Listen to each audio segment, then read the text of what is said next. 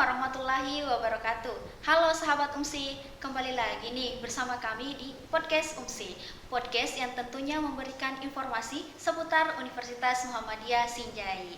Nah, saat ini kita sedang bersama dengan Ketua Program Studi Peternakan Fakultas Pertanian Universitas Muhammadiyah Sinjai. Mari bersama-sama menyambut Bapak Bahri Syamsuryadi SPT MSI. Bagaimana nih kabar Bapak hari ini, Pak? Alhamdulillah sehat walafiat. Nah, hari ini Pak, kita akan membahas mengenai seputar program studi peternakan nih Pak. Nah, Siap. yang pertama-tama ingin saya tanyakan Pak, apa sih Pak itu program studi peternakan? Program studi peternakan, mungkin kata peternakan ini sesuatu hal yang mungkin yang sudah banyak kita dengar, bahkan dari kalangan yang bawah sampai ke atas itu sudah tahu mengenai peternakan.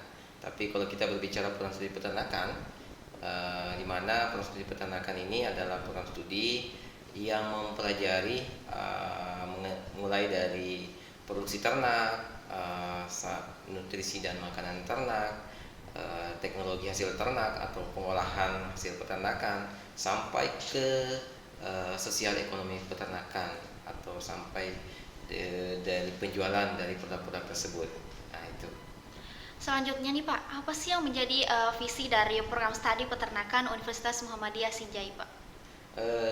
Oke, untuk visi program studi peternakan, sebelum saya sampaikan visi program studi peternakan, saya perlu menyampaikan bahwa program studi peternakan ini yang ada di Fakultas Pertanian di Universitas Muhammadiyah Sinjai itu adalah program studi yang telah terakreditasi B, ini diakui oleh kementerian, di mana memiliki visi menjadi program studi yang unggul, entrepreneur, di bidang ilmu pengetahuan dan teknologi sains peternakan yang ramah lingkungan dengan berlandaskan nilai Islam.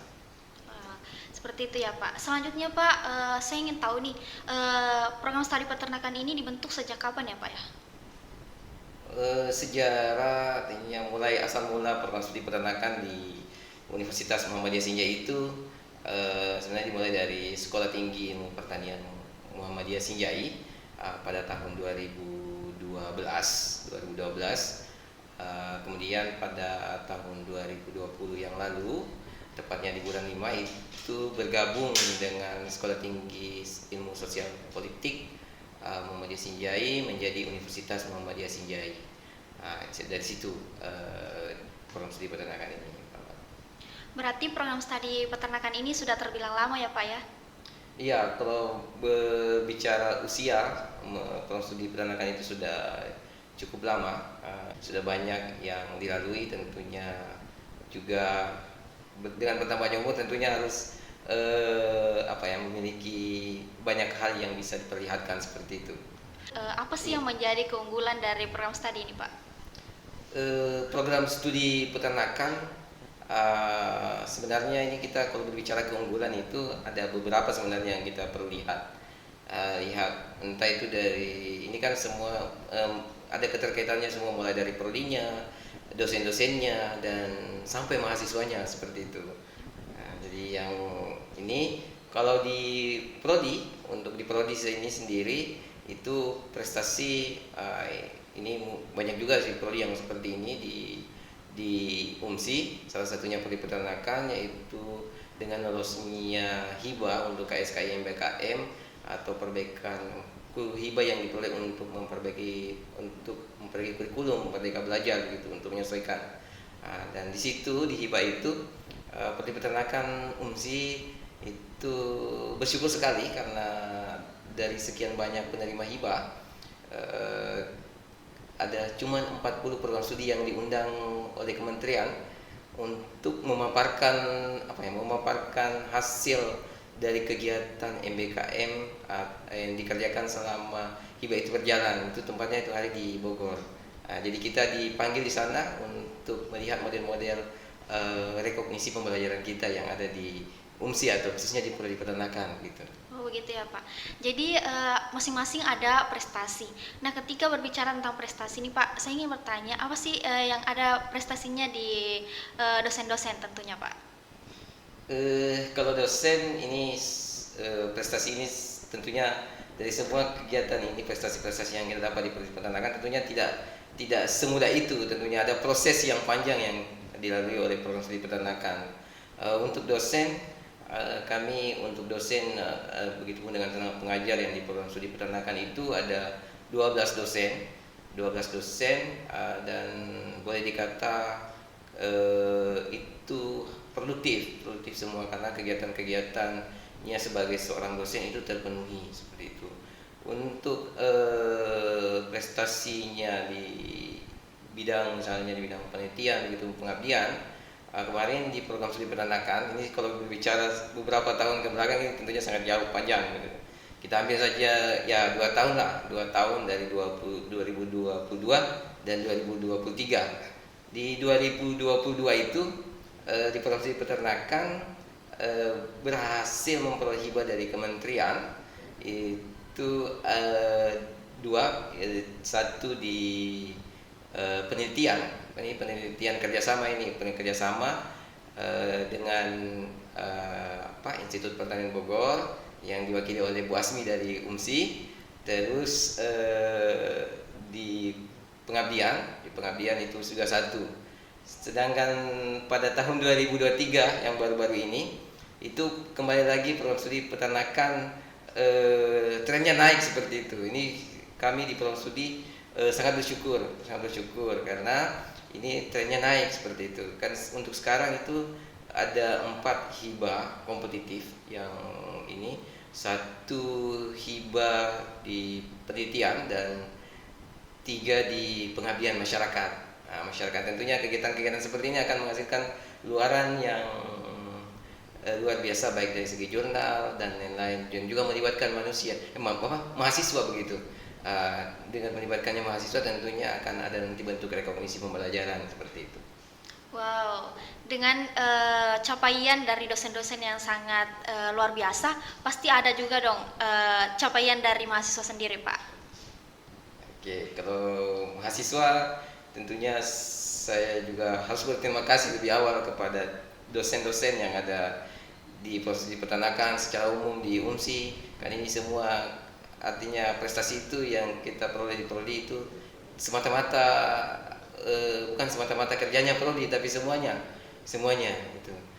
Kalau prestasi itu kita hitung saja juga 2 tahun ke belakang, karena kalau prestasi bukan kita ini, kalau prestasi di kancah nasional itu sudah luar biasa. Kalau tahun 2022 itu untuk kampus mengajar itu ada 4 orang untuk kampus mengajar. Ada Wirausaha Merdeka itu ada 10 orang, di mana ini Wirausaha Merdeka ini ada di Universitas Muhammadiyah Makassar 5 orang, ada di Universitas Ciputra Surabaya itu ada 5 orang. Ada juga ini yang satu prestasi yang mungkin cukup membanggakan juga bagi program studi peternakan, kan yaitu di kegiatan P2MW, wirausaha mahasiswa. Ini yang saya cukup bangga dan berterima kasih ke semua pihak, karena berhasil, artinya kita lolos sampai Expo secara nasional. Expo kegiatannya itu juga di Ciputra, dan kebetulan itu semua berangkat dari kerja keras dari teman-teman semua, dari teman-teman dosen, pimpinan, dan mahasiswa yang memiliki keinginan yang luar biasa. Mungkin itu saja. Itu baru ini ya, itu baru 2022. Kalau 2023 ini yang lebih ya trennya naik lagi. Sama kalau kampus mengajar ini belum ini, tapi kita juga ada di kegiatan bertani untuk negeri ini, itu kita di program studi peternakan juga alhamdulillah berhasil meloloskan 8 orang. Itu ada tempatnya di Makassar sendiri dan di Jawa Timur, Malang dan sekitarnya sampai Blitar dan lain-lain, itu untuk studi independennya atau BUN, Bertani untuk Negeri. Ini program dari pemerintah sebenarnya. Di samping itu juga ada, kembali lagi, kalau P2MW tahun lalu ada 1 tim 5 orang, sekarang jadi 3 tim, jadi 15 mahasiswa yang berhasil lolos. Ini mudah-mudahan bisa ikut Expo. Ini semua berkat bantuan teman-teman semua. Saya rasa itu untuk ini. Wow, capaian mahasiswa yang sangat luar biasa ya Pak. Meskipun kita kuliah di Sinjai, tapi bisa merasakan bagaimana rasanya kuliah di luar kota. Nah, sebelum kita menutup pertemuan kita pada hari ini Pak, berhubung waktu, saya ingin menanyakan lagi nih, satu lagi, terkait bagaimana sih kalau kita di Prodi Peternakan, apakah setelah kita kuliah di Prodi Peternakan, prospek kerjanya hanya di bidang peternakan tong saja? Gimana ya Pak ya?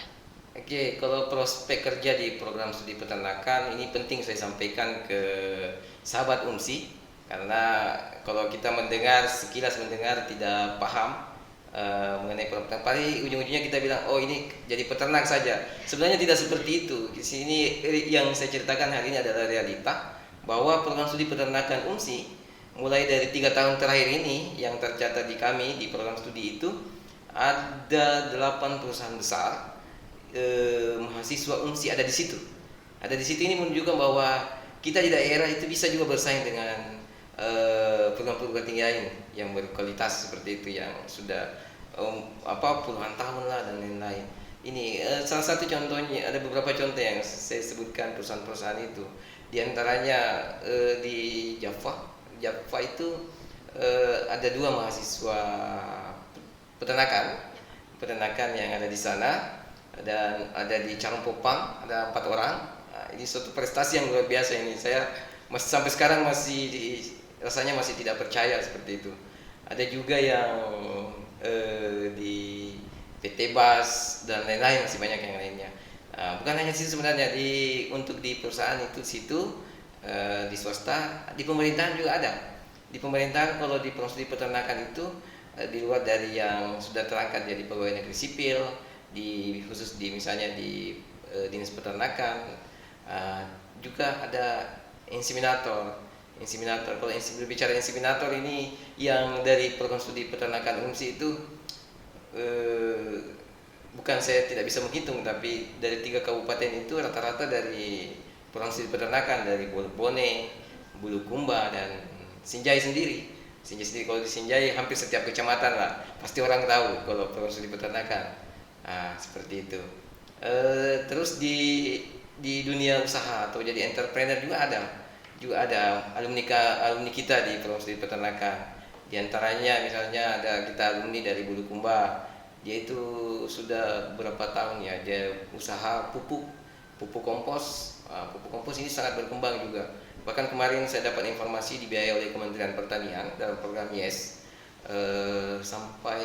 sampai mengembangkan usahanya. Jadi dia tidak hanya produksi pupuk saja, tapi dia ada usaha-usaha lain atau sampingan. Samping itu juga ada yang lain, misalnya di dunia di penyediaan DOC ayam kampung. Ada 2 alumni kita yang bekerja di situ. Mungkin itu.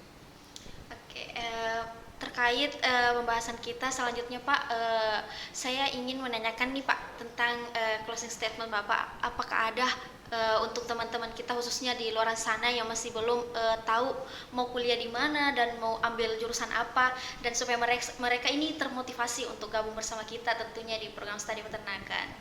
Oke, sebelum closing statement saya lupa menyampaikan ada hal yang perlu saya sampaikan terakhir, karena tadi mungkin ada yang bertanya ke ini, kalau yang nonton pasti bertanya kenapa bisa seperti itu mahasiswanya dan lain-lain. Iya, itu semata-mata adalah proses yang panjang. Yang kerja di sana itu kita proses-proses dari kegiatan-kegiatan belajarnya, sebenarnya dari magang, KKN, dan pertukaran pelajar itu dan lain-lain, itu banyak. Iya, Pak. Itu yang dilalui.